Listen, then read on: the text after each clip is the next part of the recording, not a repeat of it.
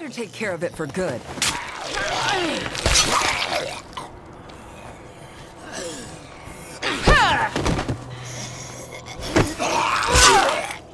There are times when State of Decay 2 is able to create precious moments of panic, times when you have to decide between prioritizing the well-being of your base or helping out another community, and times when you're assaulted by a zombie horde and aren't sure if you have the resources or stamina to survive. The various mechanics within the game harshly tug at one another, pulling players in multiple directions and forcing them to make the best out of bad situations. These dynamics lead to grueling decisions, but despite the strong systems propping up State of Decay 2, a wide array of bugs, and a growing sense of dull repetition gnaw away at what is otherwise a decent, if familiar, follow-up. It wouldn't take much to turn this place into a nice home. Much like the original State of Decay, the focus is on survival. You're responsible for a small community whose size is determined by how willing and able you are to take in others. Regardless of how big the community gets, there are basic needs that have to be met.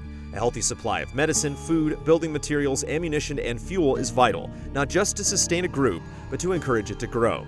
Depending on the skills of the community and the configuration of your base, it's possible to create a variety of facilities, like a garden for additional food or a workshop for crafting explosives and other consumable items. Now that you mention it, it does feel kinda homey.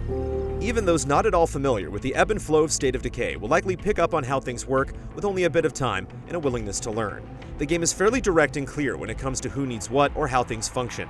If someone is unhappy in your base, for example, it's simple enough to open the Community tab and get a short breakdown of the various factors having an impact on their morale. Base management is also similarly straightforward. It's easy to quickly tell how many slots you have for building facilities, why you can or cannot build something, and how much noise the base is making overall. In any sim or survival game, it's always immensely frustrating when decoding and understanding the interface feels like most of the battle, and mercifully, that isn't the case here. That isn't to say that there's no learning curve at all, but it's a manageable hill, regardless of where you're coming from. Hey, what's up? A clear interface means ample time to wrestle with the bigger decisions that constantly bombard your community. Other groups of AI-controlled survivors, for instance, will hound you for help. Sometimes these requests include clearing a particular location of zombies or helping them secure resources. Considering how quickly your own community can burn through things like food and medicine, it may be a tall order to help another faction get what they need. Yet failing to assist a group in a timely manner means that they might just leave the region entirely. In that sense, State of Decay 2 does a commendable job of consistently applying pressure and ensuring that one activity almost certainly comes at the cost of another.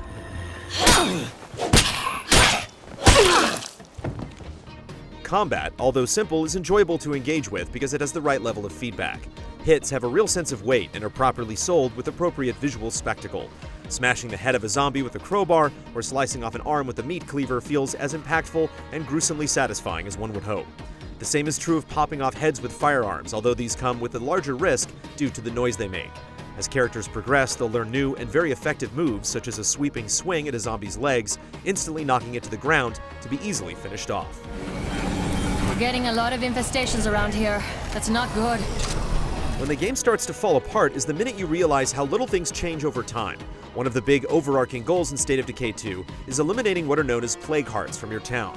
There's a good number of the grotesque, fleshy lumps scattered throughout, and they're the source of the plague zombies and the blood plague. As the red-eyed plague zombies attack, an infection meter slowly builds up. Once full, you'll contract the blood plague, and if it's not addressed within the given time, the afflicted character will die. The gates are coming down. It's time for us to go. All of us.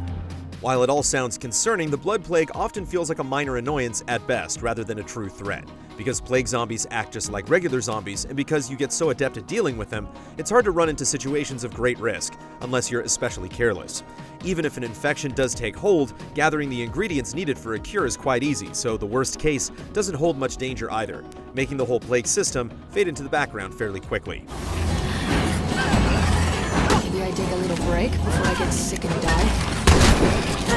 What's wrong with you?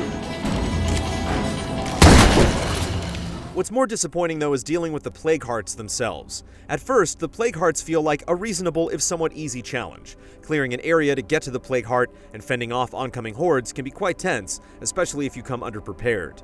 But once you figure out an effective strategy, such as bringing plenty of explosives and distractions for the zombies, every plague heart encounter starts to feel identical. An effective strategy for exterminating one plague heart is an effective strategy for exterminating all of them, even as the plague hearts get beefier and the swarms of zombies get larger. Fire in the hole!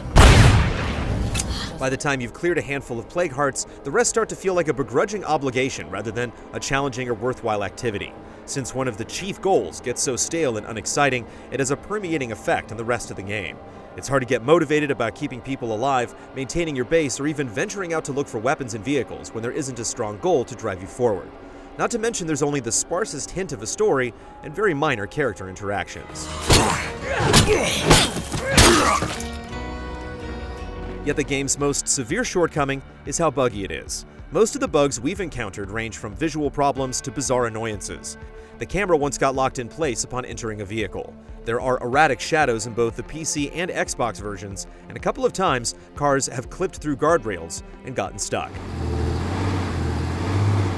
The worst of all our issues happened after clearing all the plague hearts from town, when a new objective for defining the community's legacy appeared. It's the final task of the game, and completing it lets you start a new community with bonuses earned from your first. The problem is that the actual missions needed to accomplish this objective didn't pop up, preventing us from completing the game. Even after waiting and helping out other groups, there was still nothing. Looking online, it seems as if others have the exact same struggle. The only solution was to exile a leader, our best character, from the community and appoint a new leader of a different type. Upon doing this, the endgame missions finally showed up.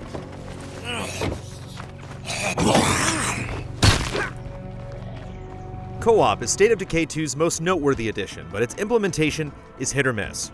It's possible to bring up to 3 other people into your world or to visit another players. Either way, the visiting players have limited interactions. They can't make decisions regarding base building or community management. While on one hand that might be slightly disappointing if you want to share the load with a close friend, it's also reassuring that strangers can't demolish what you've built.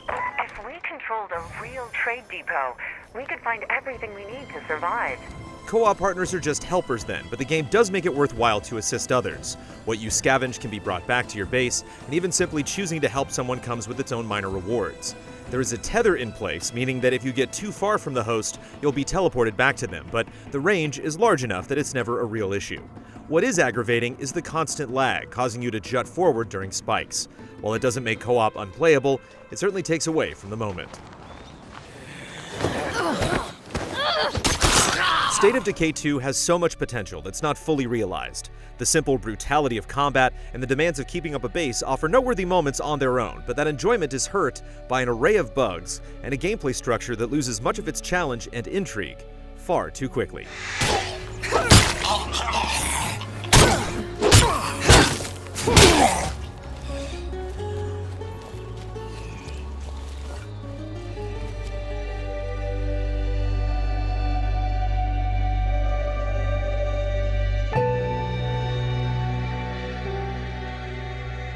Easy Allies reviews are made possible by generous viewers just like you.